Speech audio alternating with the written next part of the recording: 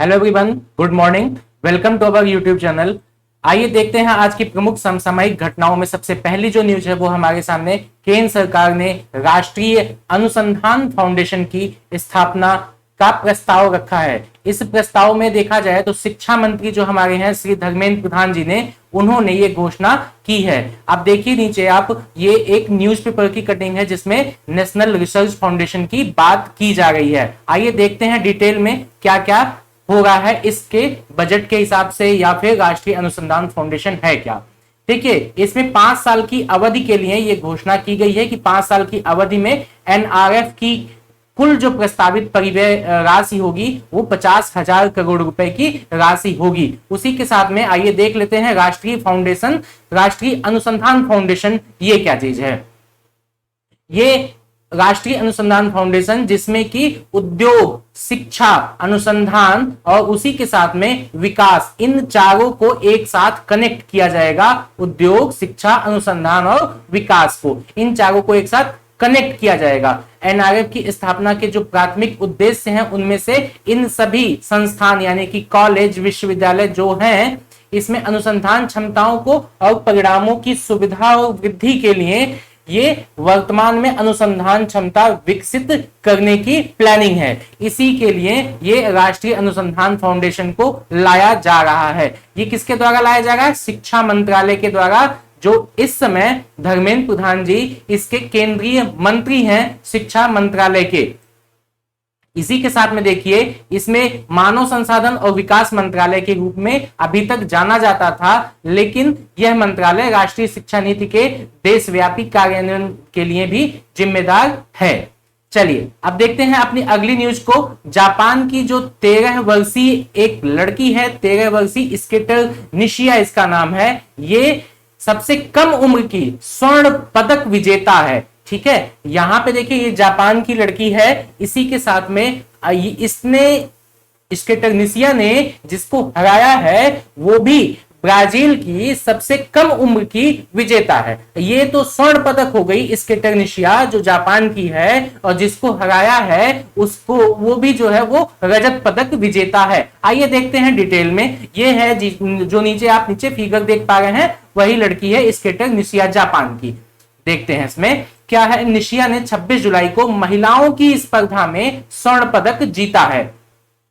ठीक है, महिलाओं की स्पर्धा में स्वर्ण पदक इसने जीता। निशिया ये 13 साल की उम्र में ब्राजील की एक लड़की है रेसा लील, जिसका नाम है रेसा लील, इसको पराजित किया है। और सबसे बड़ी बात यह है जो रेसा लील है ये ब्राजील की सबसे कम उम्र की विजेता है, और ये स्केटर निशिया जापान की सबसे कम उम्र की विजेता है। तो इस तरीके से ये दोनों अपने अपने देशों की सबसे कम उम्र की विजेता हो गई टोक्यो ओलंपिक की, जिसमें आपने अभी 2 दिन पहले गर्व का विषय हम लोगों के सामने था।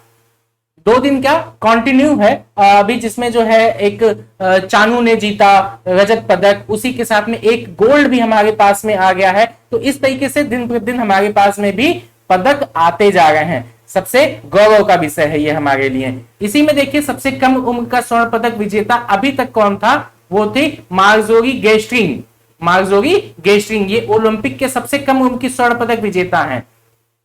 ये 1936 की बात है। 1936 में बर्लिन में ये खेल खेला गया था, जिसमें महिला डाइविंग प्रतियोगिता में अपना दबदबा उन्होंने बनाया था। उस समय वो 13 साल 268 दिन की थी। चलिए अब चलते हैं अपने अगले न्यूज की तरफ। नीचे आप फिगर देख करके समझ गए ही होंगे कि ये किस प्रदेश की बात की जा रही है। उत्तर प्रदेश के मुख्यमंत्री माई गवर्नमेंट मेरी सरकार पोर्टल इन्होंने जारी किया है। मेरी सरकार नाम से पता चल रहा है, माई गवर्नमेंट मेरी सरकार, इसमें क्या होगा समझ में तो आएगा होगा। चलिए देखते हैं डिटेल में। मुख्य बिंदु क्या है?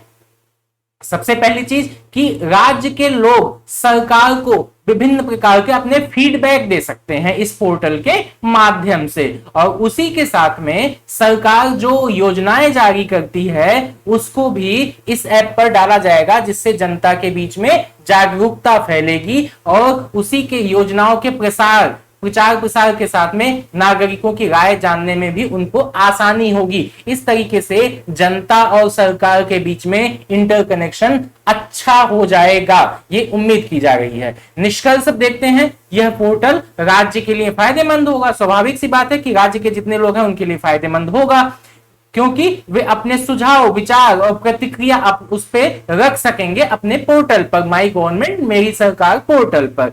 इससे जो है इससे सरकार का क्या उद्देश्य है? सरकार का उद्देश्य है, पहली बात तो ये कि एक इनोवेटिव प्लेटफॉर्म है ये। दूसरा, जो हम लोग सुशासन की बात करते हैं, सुशासन की, राज्य में शासन में सुधार भी इससे होगा, जन भागीदारी बढ़ेगी ही, स्वाभाविक सी बात है। अब देखते हैं टोक्यो ओलंपिक में जो 4 नए खेल जोड़े गए हैं वो कौन कौन से हैं। टोक्यो ओलंपिक चल रहा है, आप लोगों को मालूम होना चाहिए भारत का कौन कौन से, भारत की तरफ से पदक आ रहे हैं, उसके साथ में कौन कौन लोग जीत रहे हैं उनके बारे में भी आपको जानना बहुत जरूरी हो जाता है। इस बार खेल से अच्छे खासे क्वेश्चन बनने की पूरी संभावना है। चलिए देख लेते हैं टोक्यो ओलंपिक में शामिल किए गए जो 4 नए खेल हैं वो कौन कौन से खेल हैं। सबसे पहला है कराटे, दूसरा है स्केट बोर्डिंग, तीसरा है सर्फिंग और चौथा है सपोर्ट क्लाइंबिंग। ये चारों खेल इस बार के टोक्यो में जो ओलंपिक हो रहा है उसमें जोड़ दिया गया है। अब देखिए कराटे के बारे में, ये 1970 के दशक से ही इसकी मांग हो गई थी कि इसको जोड़ दिया जाए, यानी कि इसका उम्मीदवारी बहुत पहले से थी, लेकिन अभी तक नहीं जोड़ा गया था। टोक्यो वाले ओलंपिक में जो चल रहा है इसमें इसको जोड़ दिया गया। अब देखिए ये निप्पॉन बुडोकन एक जगह है, वहां पर ये पहली बार कराटे की प्रतियोगिता होगी जिसमें 3 भाग वर्ग के लोग शामिल होंगे। ठीक है, इसी तरीके से स्केट बोर्डिंग देख लीजिए, स्केट बोर्डिंग भी भाई जितने युवा दर्शक हैं उन लोगों को आकर्षित करने के लिए, स्केट बोर्डिंग करने वाले खिलाड़ियों को अवसर देने के लिए ओलंपिक में इसको भी जोड़ दिया गया। हाई फ्लाइंग स्टंट और ट्रिक्स इससे देखा जा सकता है। इसमें किस उम्र के लोग भागीदार बनते हैं? 12 वर्ष से 47 वर्ष के उम्र के लोग इसमें भागीदार बनते हैं। चलते हैं अब अगले 2 और खेल जो बचे हैं उसको भी देख लेते हैं। जो सर्फिंग 8 दिन की अवधि में कम से कम 3 दिन की प्रतियोगिता होगी। ये कम से कम कितना? 3 दिन की इसकी प्रतियोगिता होगी सर्फिंग की। ठीक है, अब इसमें ये 1995 से ही इंटरनेशनल सर्फिंग एसोसिएशन इस खेल को शामिल करने की पैरवी कर रहा था। 1995 से ही कर रहा था। अब देखिए टोक्यो जो 2020 वाला था उसमें इसको जोड़ा गया। 20 वाला था का मतलब ये कि ये जो ओलंपिक था ये 2020 में होना था, लेकिन कोरोना की वजह से वो अब हो रहा है। तो आप चलते हैं अपने अगले खेल की तरफ। अगला जो खेल है जो जोड़ा गया ओलंपिक में, सपोर्ट क्लाइंबिंग। सपोर्ट क्लाइंबिंग क्या है? ये मतलब जो है पर्वतों पर चढ़ने की, जो नई ऊंचाइयों पर पहुंच की इसकी जो है ये एक खेल इस तरीके से भी हो सकता है, सपोर्ट क्लाइंबिंग। यह टोक्यो 2020 में इसकी भी शुरुआत की गई, इसको जोड़ करके। अब चलते हैं अपने एक अगले न्यूज की तरफ। देखिए कर्नाटक में बहुत ही उथल पुथल मचा हुआ है जब से वहां पे चुनाव हुआ, उसके बाद से जब से वहां की सरकार बनी। पहले तो कांग्रेस की बनती है, फिर उसके बाद जो है वहां पे बीजेपी की सरकार बनती है। पूरा राजनीतिक जितना स्टंट हो सकता था वो सब कर्नाटक में दिखाया गया था। चलिए अब उसमें देख लेते हैं। 2 साल मुख्यमंत्री रहे कर्नाटक के BS येदियुरप्पा। इन्होंने इनके राज्य में इनके विरोध के कारण, इनके विरोध का मतलब इनकी जनता, जो वहां की कर्नाटक की जनता है, इनका इतना विरोध करने लग गई कि बीजेपी को एक नए चेहरे की अब डिमांड होने लगी कि अब किसी दूसरे को वहां का मुख्यमंत्री बनाया जाए। तो BS येदियुरप्पा, कई दिनों से राजनीतिक हलचल चल रही थी और फाइनली जाकर के इन्होंने 26 तारीख को इन्होंने इस्तीफे की घोषणा कर दी। ठीक है, अब इसी के साथ में देखिए क्यों ऐसा हो रहा है वो हम लोग यहाँ के जो मुख्य बिंदु है उस पर भी नजर डाल लेते हैं। वहां जो सबसे पहली चीज है कि ये मुख्यमंत्री की कार्यवाहक मुख्यमंत्री के रूप में बने रहेंगे, लेकिन मुख्यमंत्री नहीं रहेंगे, जो चीफ मिनिस्टर, ठीक है, कार्यवाहक के तौर पर बने रहेंगे। जबकि उनकी पार्टी उनके प्रतिस्थापन पर फैसला करेगी, रिप्लेसमेंट पर फैसला, मतलब उनकी जगह किसी दूसरे को अब लाना चाह रही है। सबसे बड़ी जो चीज है कि इस्तीफे की जो व्यापक रूप से उम्मीद की जा रही थी उन्होंने दे दी है, अब उन्होंने घोषणा कर दी है। ठीक है, राज्य में जो मुख्यमंत्री और उनके बेटे हैं, उनका भी नाम विजयेंद्र करके है, मुख्यमंत्री और उनके बेटे के खिलाफ काफी आक्रोश बढ़ता चला जा रहा था, जिसकी वजह से जो है बीएस येदियुरप्पा को यह कदम उठाना पड़ा, दबाववश, ठीक है बीजेपी का दबाव पड़ा था, तो जो है बीएस येदियुरप्पा को यह कदम उठाना पड़ा। भाजपा के दक्षिण में ये पहले मुख्यमंत्री बने थे, ये भी ध्यान दीजिएगा, पहले मुख्यमंत्री के तौर पर बीएस येदियुरप्पा साहब वहां के मुख्यमंत्री बने थे। इससे पहले जब इलेक्शन हुआ तो वहां पर जनता दल सेक्युलर कांग्रेस की सरकार के मतलब वहां पे सरकार बनती है, उसके 17 सदस्य इस्तीफा दे देते हैं। पूरी कहानी समझिए इसको, ठीक है। इलेक्शन होता है, इलेक्शन होने के बाद जनता दल सेक्युलर और कांग्रेस से दोनों जो है वहां पर सरकार बना लेते हैं। वहां पे जो है सरकार बनाने के बाद में 17 सदस्य, उनके 17 सदस्य इस्तीफा दे देते हैं, और जब इस्तीफा दे देते हैं फिर वहां पर नाटकीय तौर पे तख्ता पलट स्टार्ट हो जाता है, और वर्ष 2019 में ये सत्ता में आ गए थे। उसके बाद में जिन लोगों ने इस्तीफा दिया उनमें अधिकांश जो सदस्य हैं उनको भाजपा में शामिल कर लिया गया, और भाजपा में शामिल करने के बाद फिर से जब चुनाव भी लड़े थे, उसमें से कई को राज्य में मंत्रिमंडल में शामिल कर लिया गया, और बाद में आगे चल करके जब बीजेपी की सरकार बनती है तो उनको जो है मंत्रिमंडल का पद भी मिलता है, मंत्री का पद भी मिल जाता है। तो ये पूरा जो है राजनीतिक स्टंट, राजनीतिक खेल कर्नाटक में चल रहा था। अब तो देखिए यहाँ पे हम जो बात आपको बताना चाह रहे थे वो ये कि वहां पर बीएस येदियुरप्पा, दूसरी चीज उनके भ्रष्टाचार के आरोपों को लेकर के ये कदम उठाना पड़ा, और उनके बेटे विजयेंद्र को लेकर के भी वो सरकार में इस तरीके से हस्तक्षेप करते थे कि पार्टी के लोग ही उसका जो है विरोध करना स्टार्ट कर दिए थे। चलिए अब देखते हैं अपने अगले न्यूज को। चीन ने अपनी जो चीन की ही जो निजी शिक्षा कंपनियों के लिए सुधार की घोषणा की है। सुधार की घोषणा, यहाँ सुधार लिखा हुआ है लेकिन जो है मतलब एक तरीके से उनके पर जो है काटने की पूरी कोशिश की गई है। आइए देखते हैं डिटेल में क्या है।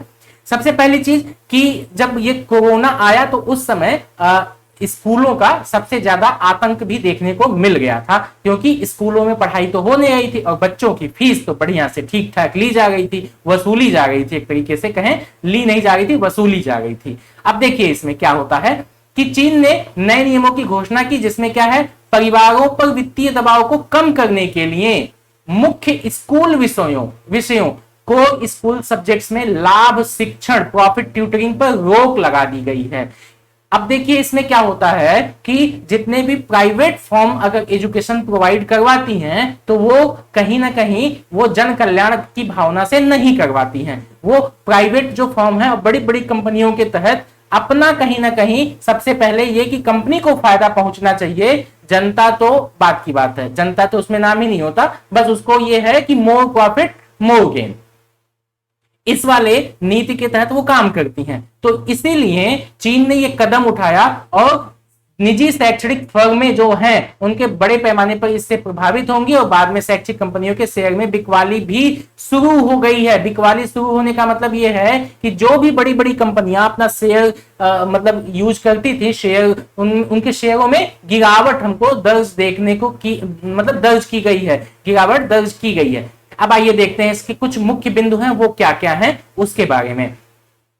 सबसे पहली चीज कि चीन के द्वारा जो घोषित ये नया नियम है, इसके माध्यम से शैक्षिक फर्म पर प्रतिबंध लगाया जाएगा। हमने आपको पहले ही बता दिया, जो कि पूंजी जुटाने, लाभ कमाने और सार्वजनिक होने से उस सभी को रोकते थे। स्कूल पाठ्यक्रम को जो पूंजी जुटाने, लाभ कमाने और सार्वजनिक होने से रोकते थे। नियामक जो हैं उन्होंने ये भी कहा है कि अब कोई नया लाइसेंस नहीं दिया जाएगा किसी को। घोषणा के बाद प्रभाव क्या पड़ेगा, जो वहां की मुख्य कंपनियां थी, जैसे एक कंपनी है वहां की ताल, इसमें 71% की गिरावट देखी गई। मतलब इनके घोषणा करते ही उनके शेयरों में गिरावट दर्ज होना प्रारंभ हो गया। दूसरा है कूलर्न, तीसरा है new oriental, China based study, उसके बाद स्कॉलर एजुकेशन। इन पांचों कंपनियों के शेयरों में देखिए आप क्रम से इसमें लिखा हुआ है डेटा की गिरावट दर्ज की गई है। नियम परिवर्तन लागू करने का कारण क्या है, आखिर क्यों ऐसा कदम उठाया गया, ये भी तो जरूरी है जानना। तो चलिए इसमें भी देख लेते हैं। अभिभावकों पर पहली बात तो लागत का बोझ कम करने के लिए, दूसरी चीज कि स्कूली बच्चों पर दबाव कम करने के उद्देश्य से देश के लाभकारी शिक्षा क्षेत्र को जांच के दायरे में रखा गया है। इसका निष्कर्ष क्या निकलेगा, अब ये भी देख लेते हैं। निष्कर्ष क्या होगा?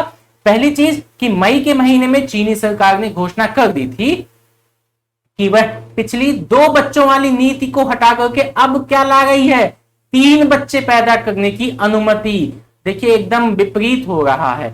जब चाइना में 2 बच्चों की नीति लाई गई थी, तो 2 बच्चों की नीति क्या, इससे पहले तो 1 बच्चे की नीति लाई गई थी, तो उसका घोर विरोध हो रहा था। फिर उसने 2 बच्चों की नीति ले आई।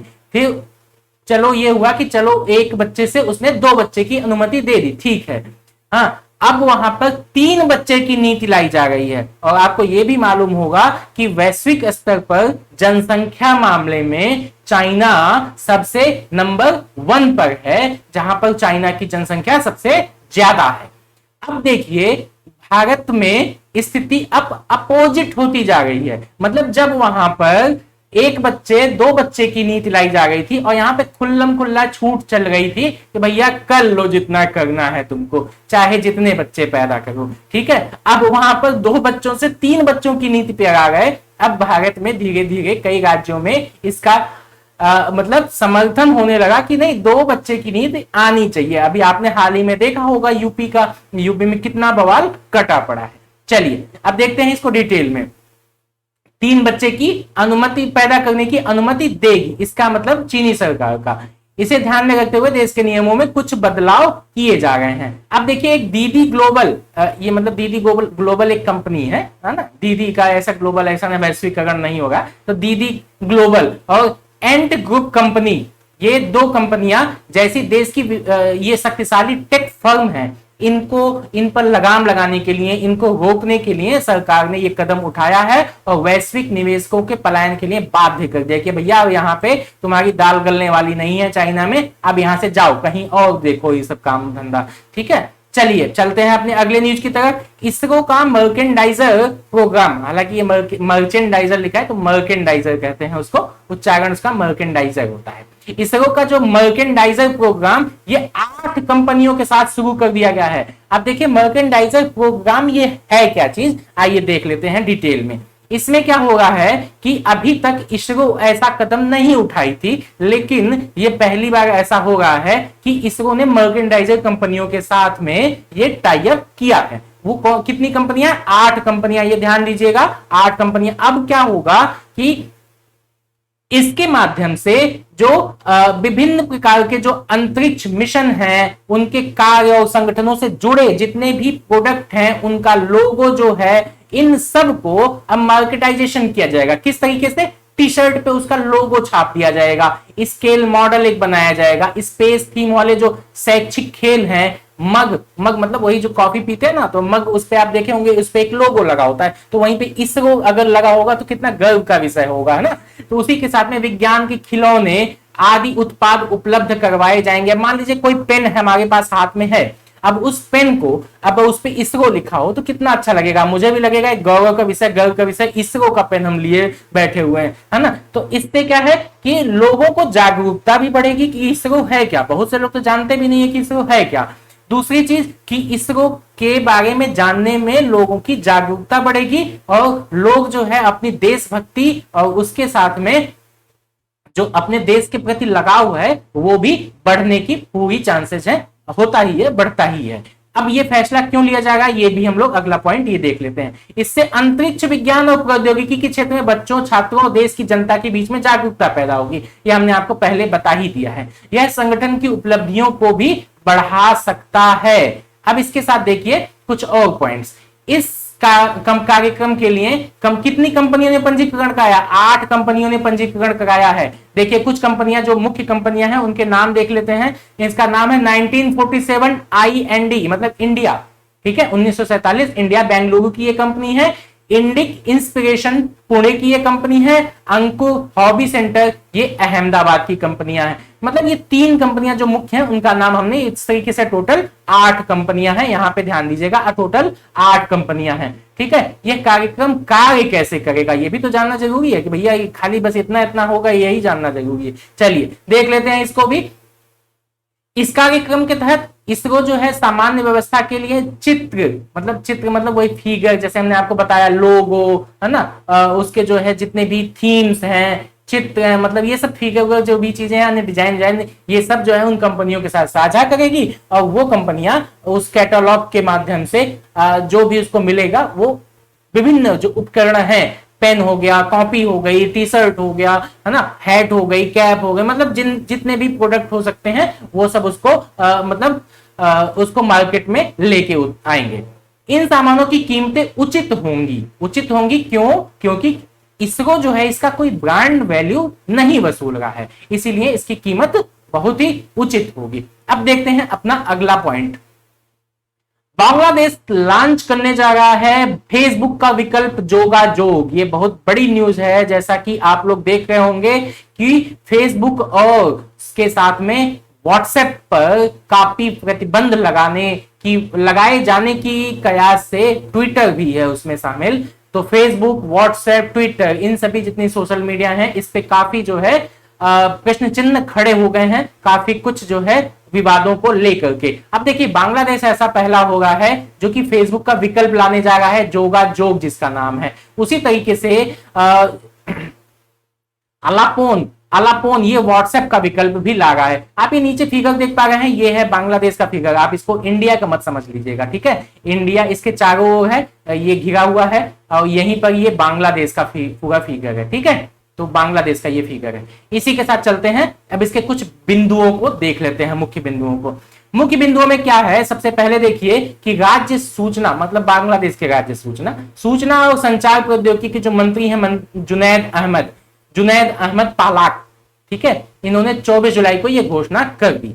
क्या नाम है, जोगाजोग, ठीक है, जोगाजोग। इससे क्या होगा, उद्यमी जो डेटा है, सूचना है, संचार है, ऑनलाइन मार्केट प्लेस, ये सभी अब समूहों के अपने संस्करण ये लोग बना सकेंगे। इसी के साथ मंत्री जी कहते हैं कि हमारे देश में लगभग 20 लाख से अधिक नौकरियां भी पैदा होंगी। वो किस तरीके से, पहला तो बीपीओ को लेकर के, ई कॉमर्स को लेकर के, सॉफ्टवेयर और हार्डवेयर को लेकर के, इस तरीके से 20 लाख नौकरियां पैदा होने की भी इन्होंने उम्मीद जताई है। उसी के साथ में एक और कि इन्होंने बताया कि 2025 तक निर्यात राजस्व में 5 बिलियन अमेरिकी डॉलर की कमाई भी होने की संभावना है। चलिए, अब ये एक बहुत बड़ी न्यूज है। इससे पहले हम लोगों ने 2-3 दिन पहले का जो करंट अफेयर्स था मॉर्निंग का ही, उसमें आपने देखा होगा इस न्यूज को।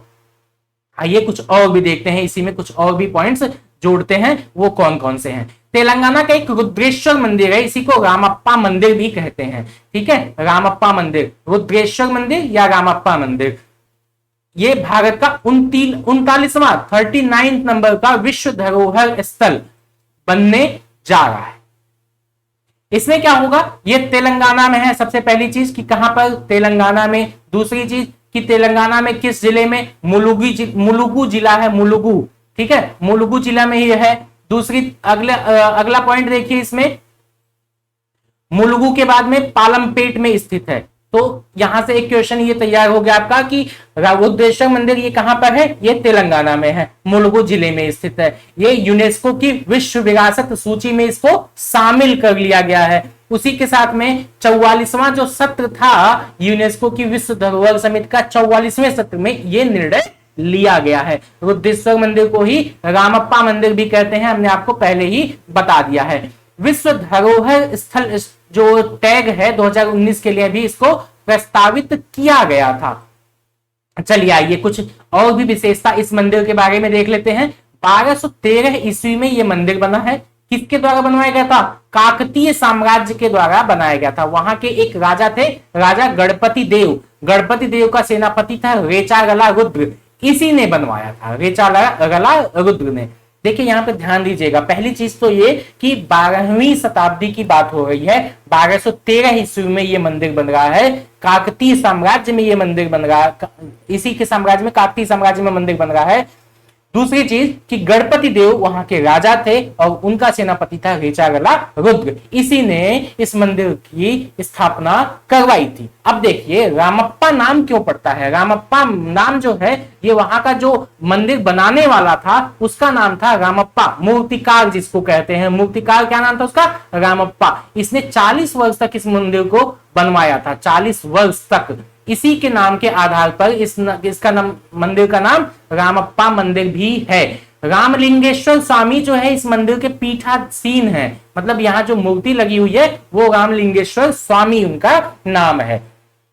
ठीक है, अब देखिए काकतीयों के शासन काल में ही ये मंदिर परिसरों में एक अलग, स्वाभाविक सी बात है, दक्षिण भारत का मंदिर है तो दक्षिण शैली में मंदिर बना होगा। दक्षिण शैली का मंदिर आप लोग ने, मतलब आप लोग देखा होगा जब हम लोग आर्ट एंड कल्चर का सेक्शन जब कंप्लीट करेंगे, हालांकि सर पढ़ा रहे हैं अभिषेक सर, तो वो आपको बताएंगे। तो मंदिर का जो बनने का जो स्टाइल होता है वो कुछ इस तरीके से कुछ जो है बनता है वो, और हर जगह जो है छोटे छोटे से मंडप, यहाँ आपको ऊपर मंडपम देखने को मिलेगा, उसके बाद यहाँ पे छोटे छोटे इस तरीके से, मतलब इसका एक अलग जो है यहाँ पे आपको एक गर्भगृह नहीं, यहाँ से एंट्री होगी, एंट्री होने के बाद यहाँ पे छोटा सा एक फील्ड सा मिलेगा, फिर आगे चल करके यहाँ पे आपको एक गर्भगृह मिलेगा और ये यहाँ पे मूर्ति लगी होगी। कुछ इस तरीके से मंदिर की पूरी वहां पे दक्षिण शैली के मंदिर बनते हैं। चलिए उसको हम लोग आर्ट एंड कल्चर का जब सेक्शन होगा तब उसमें हम लोग देखते हैं इसको।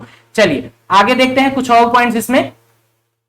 कुछ और पॉइंट्स में क्या है कि कोविड-19 की जो महामारी है उसकी वजह से ये बैठक 2020 में नहीं हुई थी और 2021 में हो गई है। स्वाभाविक सी बात है, जो 2020 वाला सब कुछ पोस्टपोन्ड हो गया था और काफी कुछ चीजें जो मतलब यूजफुल थे बस उतनी ही मीटिंग्स हुई थी, बाकी जो है मीटिंग्स 2021 में ही हो गई हैं। इसके 21 सदस्य हैं और चीन इस समय इसकी क्या कर रहा है, इसका वर्तमान अध्यक्ष है, इसी के नेतृत्व में सब कुछ हो रहा है। चलिए अपने अगले न्यूज की तरफ। अमित शाह ने सोहरा कहां पे है, चेरापूंजी में। इसको आप ढूंढ करके मैप में जरूर देख लीजिएगा, क्योंकि जब हो सकता है इंडिया मतलब ज्योग्राफी में इंडिया मैप में इसका पूछ ले कि सोहरा कहां पर है, इंगित कीजिए, या फिर सोहरा इस तरीके से 4 क्रम भी दे करके वो पूछ सकता है। ठीक है, तो सोहरा चेरापूंजी में यहाँ पे ग्रीन सोहरा वनीकरण अभियान लॉन्च किया गया है। ध्यान दीजिएगा, ग्रीन सोहरा वनीकरण अभियान किसके द्वारा, हमारे जो माननीय मंत्री हैं गृह मंत्री अमित शाह जी के द्वारा। देखिए वृक्षारोपण और वनीकरण के महत्व पर प्रकाश डालने के लिए यह अभियान लाया गया था। इसका नारा क्या था, evergreen north east. Evergreen north east. आप वाकई में अगर जो है आप जाइए सिक्किम घूमिए, अरुणाचल प्रदेश घूमिए, वाकई में आपको जो है अगर वास्तविकता में कुछ नेचुरल चीजें देखनी है तो आप वहां घूम के आइए। ये आपको हम छोटी सी जगह ऐसे ही घुमा देते हैं। चेरापूंजी का ये एक स्थल है जहां से आपको इस तरीके का सीन अब मतलब ऐसे नहीं देखने को मिला। आप जाकर के घूम के आइए, इससे हमारी क्या होगा, पर्यटन स्थल को भी बढ़ावा मिलेगा और पर्यटकों के साथ में जो सरकार इस पे बहुत फोकस कर रही है। ठीक है, तो हम भी जो है सरकार की तरफ से समझिए आपसे आग्रह कर रहे हैं, जाइए घूम के आइए। यह अभियान असम राइफल्स और मेघालय के द्वारा चलाया जाएगा। चलिए मुख्य बिंदु देख लेते हैं हम। उसमें मुख्य बिंदु कौन सा है कि गुवाहाटी में पहुंचने से पहले 2 महत्वपूर्ण विकास योजनाओं का इन्होंने शुभारंभ कर दिया। 2 महत्वपूर्ण विकास योजना, अभी तक कौन सा हम देख रहे थे, हरित सोहरा वनीकरण अभियान, और दूसरा है ग्रेटर सोहरा जलापूर्ति योजना। 2 चीजें हैं, 2 योजनाएं हैं। पहली योजना को तो हम लोगों ने देख लिया, ठीक है। अब अभी हम लोग दूसरी योजना भी पूरा डिटेल में देख लेंगे। ठीक, अब पहली चीज तो चेरापूंजी में इससे क्या है, इसको चेरापूंजी को स्थानीय स्तर पर सोहरा कहते हैं। ठीक है, हम लोग चेरापूंजी के नाम से जानते हैं, लेकिन वहां के लोकल जो लोग हैं वो इसको सोहरा के नाम से जानते हैं, इसीलिए इसको हरित सोहरा वनीकरण अभियान इसका नाम ही रखा गया है। यहाँ पर पूरे वर्ष पहले वर्षा होती थी, लेकिन अंधाधुंध कटाई हो गई, इतनी ज्यादा कटाई कि जो है वहां पे बारिश की मात्रा कम हो गई। अब इसी की वजह से यहाँ पर ये प्रोग्राम लाना पड़ा, ये अभियान लाना पड़ा, हरित सोहरा वनीकरण अभियान।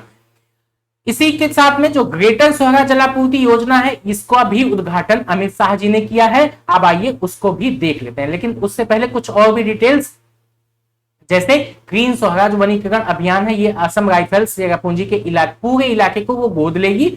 गोद लेने के साथ में भूमि क्षेत्रों का 80% और उससे अधिक लंबे समय तक पेड़ लगाने के लिए उस पे तैयार किया। मतलब बताइए, एक बार पेड़ लगा था, उसकी कटाई की गई, अब वहां पर ये अभियान ला करके, मतलब ये योजना ला करके अब वहां पर पेड़ लगाने का फिर से जो है प्लानिंग हो गई। मतलब गजब का विकास है ना। चलिए देख लेते हैं। शेष क्षेत्रों का उपयोग नर्सरी, सजावटी पौधों और पशु चारा के लिए किया जाएगा। इको टूरिज्म, अभी हम आपसे कह रहे थे ना कि सिक्किम जाके घूम के आइए, चेरापूंजी जाइए घूम के आइए, काहे के लिए कह रहे थे? इसी के लिए कह रहे थे कि इको टूरिज्म से राज्य के स्थानीय लोगों को भी लाभ होगा। अब चलिए देख लेते हैं ग्रेटर सोहरा जलापूर्ति योजना। इस योजना के तहत यह प्रयास है कि हर घर में शुद्ध पेयजल उपलब्ध करवाया जाए, इसीलिए ग्रेटर सोहरा जलापूर्ति योजना लाई गई। ठीक है, अब चलते हैं अपने अगले न्यूज की तरफ। भैया बात हो 26 जुलाई की और कारगिल विजय दिवस याद ना हो तो फिर ये हमारे लिए बड़े ही शर्म की बात है। 26 जुलाई को कारगिल विजय दिवस मनाया जाता है। ये सभी को मालूम होना चाहिए कि कारगिल विजय दिवस हमको क्यों मनाना, मतलब इस दिन को क्यों रखा जाता है 26 जुलाई को। सबसे पहली चीज तो पाकिस्तानी सैनिकों के द्वारा घुसपैठ किया गया था 1999 में। इसी के लिए हमारे सैनिकों के द्वारा, यानी भारतीय सैनिकों के द्वारा ऑपरेशन विजय चलाया गया था। भारतीय सशस्त्र बलों की जीत को याद करने के लिए ही 26 जुलाई को पूरे भारत में कारगिल विजय दिवस मनाया जाता है। आइए देख लेते हैं कुछ डिटेल में क्यों मनाया जाता है। ये तो हमने आपको बता ही दिया है, लेकिन और भी राष्ट्रव्यापी अभियानों के माध्यम से विशेष रूप से युवाओं में राष्ट्रवाद के लिए, देशभक्ति की भावना जगाने के लिए और बहादुर सैनिकों को श्रद्धांजलि देने के लिए यह विजय दिवस मनाया जाता है। ऑपरेशन विजय जो कारगिल था, कारगिल युद्ध, इसके बारे में भी देख लेते हैं। भारत और पाकिस्तान के बीच में एक ये सशस्त्र संघर्ष था जो लद्दाख के कारगिल जिले और नियंत्रण रेखा यानी कि एलओसी के साथ अन्य स्थानों पर हुआ था। ये एलओसी जो है देख लीजिएगा, क्योंकि अब जो है कश्मीर में बहुत ज्यादा हलचल का मतलब ये है कि राज्य बनाया गया, फिर यूटीज बनाई गई। उस यूटीज में कौन कौन से भाग शामिल हैं, कौन से नहीं शामिल हैं, वहां पे कौन कौन सी योजनाएं लाई जा रही हैं, अभी हमने आपको कुछ वहां पे बताया भी था, अगर आपने ध्यान दिया होगा 1-2 दिन पहले की न्यूज में, कि वहां पे सेंट्रल यूनिवर्सिटी बन रही है, वहां के युवाओं को जोड़ने की बात की जा रही है, वहां के युवाओं के लिए कुछ योजनाएं लाई जा रही हैं जिससे वो वहां की लोकल मतलब जो स्थानीय नौकरियां हैं, रोजगार है, उसमें शामिल हो सकें, शिक्षा व्यवस्था में शामिल हो सकें और उसके भारत के साथ, मतलब सभी भारतीयों के साथ में वो कदम से कदम मिलाकर के आगे बढ़ सकें। तो तमाम चीजें, इसको जो है थोड़ा ध्यान दीजिएगा। चलिए 60 दिनों से अधिक, यानी कि मई और जुलाई 1999 के बीच में ये लड़ाई हुई थी। लगभग 60 दिनों तक चला था और अंत में भारत ने अपने सभी क्षेत्रों पर फिर से नियंत्रण हासिल कर लिया था। 60 दिनों के लंबे संघर्ष के बाद में टाइगर हिल जीत महत्वपूर्ण उपलब्धियों में से एक थी। क्या नाम था इसका? ऑपरेशन विजय। किस नाम से चलाया गया था? ऑपरेशन विजय नाम से चलाया गया था। तो इस तरीके से हमारी आज की न्यूज ये कंप्लीट हो जाती है। Thank you.